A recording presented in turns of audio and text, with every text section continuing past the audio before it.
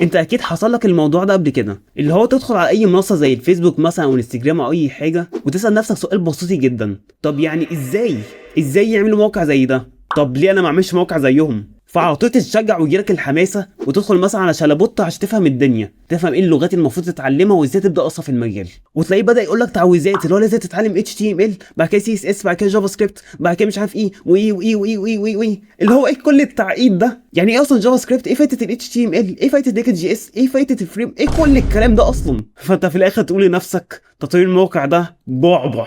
فاستوب بقى لحد دلوقتي عشان تطوير الموقع ولا بعبع ولا اي الكلام ده حرفيا كيتوتي جدا. فخليني بقى اشرح لك الفكره بكل بساطه. فبص بقى يا معلم، احنا دلوقتي هنقسم تطوير المواقع لجزئين. الجزء الاول بنسميه عندنا الفرونت اند، على الاغلب مش اول مره تسمعها. والجزء التاني برضك بنسميه عندنا نفس الاسم بالظبط بس باك اند بالشكل ده. فكده لحد دلوقتي زي الفل؟ لا يا باشمهندس مش زي الفل، انا مش فاهم اصلا معنى الكلام ده. خلاص خلينا نترجم الكلام. ممكن مثلا نترجم الفرونت اند ونسميها العينيه بتشوفه، ونفس الحكايه بالظبط الباك اند بس العكس اللي هو العينيه مش بتشوفه بالشكل ده مثلا على سبيل المثال. طبعا انت لحد دلوقتي مش فاهم حاجه بس ما تقلقش، خليني بقى اشرح لك الدنيا بكل بساطه. فخلينا نبدا كده بالفرونت اند.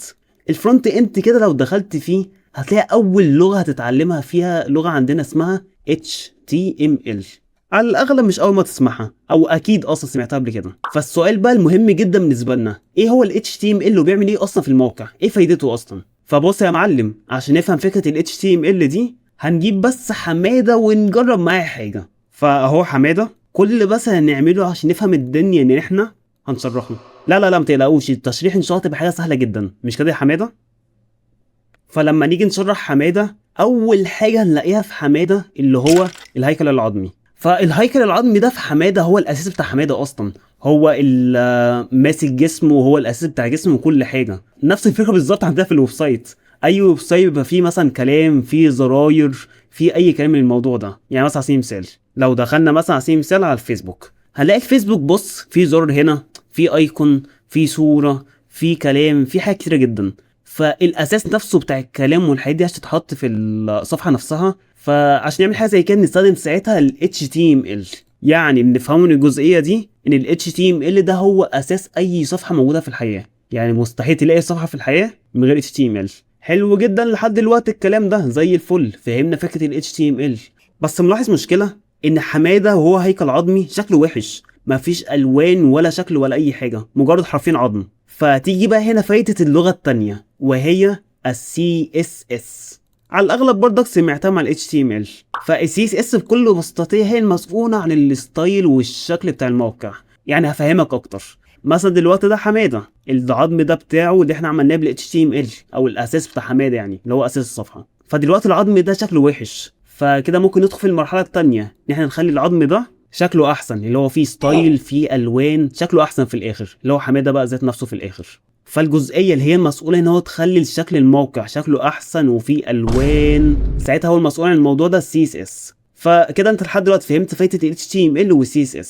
يعني هديك مثال عملي يا معلم. مثلا لو دخلنا على ويب سايت زي ده مثلا، فالمهم دلوقتي في كلام، في زراير، في صور، في حاجات كتير جدا. فكل الكلام ده عباره عن HTML.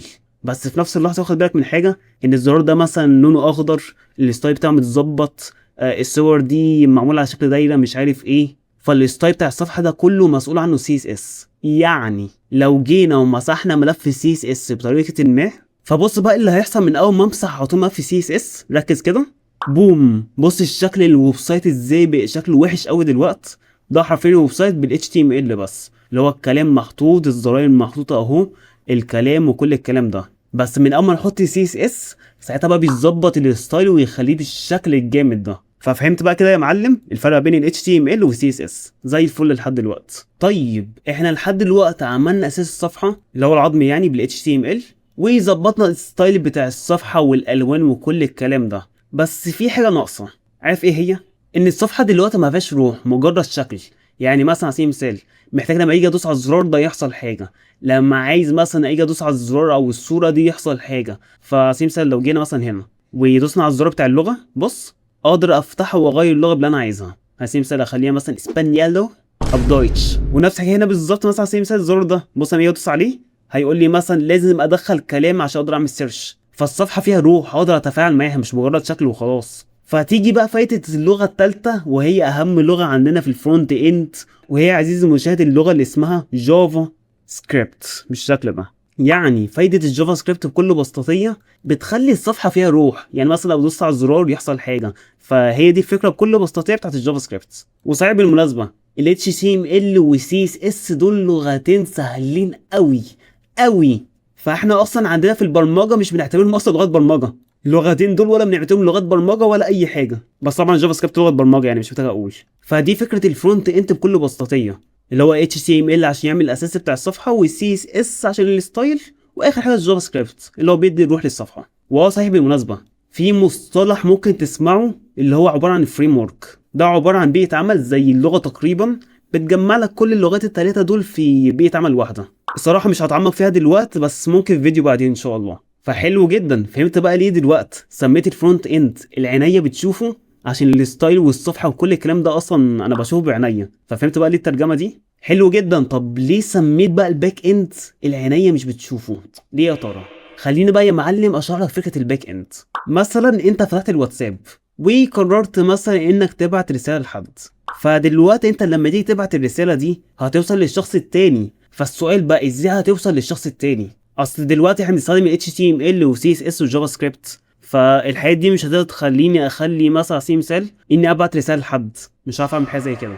فتيجي بقى ساعتها فايده الباك اند، ان احنا بنعمل حاجه خلف الكواليس بحيث المستخدم مش بيشوفها، والحاجه دي بتخلينا نبعت الرساله للشخص التاني. وات؟ ايه الكلام اللي انت بتقوله ده؟ ما تقلقش هفهمك كل حاجه دلوقتي. يعني دلوقتي على سبيل المثال انت بعت الرساله دي، فمن اول ما تبعتها ايه اللي هيحصل يا ترى؟ هيروح على حاجه اسمها قاعده البيانات او داتابيس لو سمعتها قبل كده. ده عباره عن بكل بساطيه مكان بنحفظ فيه كل الداتا، كل الرسائل، كل الكلام ده. على سبيل المثال بعت رساله فتحفظها، بعت مش عارف ايه فتحفظها، بعت صوره فتحفظها، ده المكان اللي بيتحفظ فيه كل البيانات. فاللي بيحصل بكل بساطيه ان لما يجي ابعت الرساله دي على طول في خلف الكواليس كده بيحفظ الرساله دي في قاعده البيانات الاول، وبعد ما يحفظها بيبعتها للمستخدم التاني. واللغه بتاعت السيرفر اللي هو بيتحفظ فيه الداتا وكل الكلام ده اسمها ماي SQL. على الاغلب مش اول مره تسمعها. فانت لاحظت حاجه في اللغه دي، ان لما جيت احفظ البيانات ما حفظتهاش قدام المستخدم ما شافهاش وهي بتتحفظ ولا اي حاجه، حفظها في الباك اند اللي هو حاجه انا مش بشوفها اصلا. فعشان كده يعني ممكن تسميها مثلا على سبيل المثال اللي بيحصل خلف الكواليس. فهمت بقى فكره الباك اند دلوقتي؟ اللي هو من الاخر ممكن عشان ابسطها عليك، الباك اند ده من الاخر ممكن تسميه السيستم بتاع الاونلاين من الاخر، اللي هو اي حاجه بتاعت اونلاين هتبقى في الاغلب عباره عن باك اند زي الفل كده. وصحيح بالمناسبه الماي سكيو ال مش هي اللغه الوحيده عشان تعمل قاعده بيانات والكلام ده كله، لا في حاجات تانية كتير. فشايف بقى قد ايه الدنيا سهله؟ انت حرفيا كده فهمت بكل بساطيه الفرق بين الفرونت اند والباك اند، وفي نفس اللحظه برضك عرفت ايه اللغات بتاعت الفرونت اند وبرضك الحاجه بتاعت الباك اند وكل حاجه كده. الدنيا زي الفل حرفيا. ايوه يا باشمهندس انا فهمت كل حاجه، بس انا عندي مشكله، انا كل الكلام ده اتعلمه منين؟ وزائد انا حاسس برضك الموضوع معقد شويه. لا ولا معقد ولا اي حاجه، ده الموضوع بسيط جدا. ويا عم ما تقلقش ان شاء الله شغالين على كورس وهننزله قريب، فما تقلقش. فالدنيا زي الفل وبسيطه جدا، ووضحت لك الدنيا وكل حاجه. فيلا صلوا على النبي.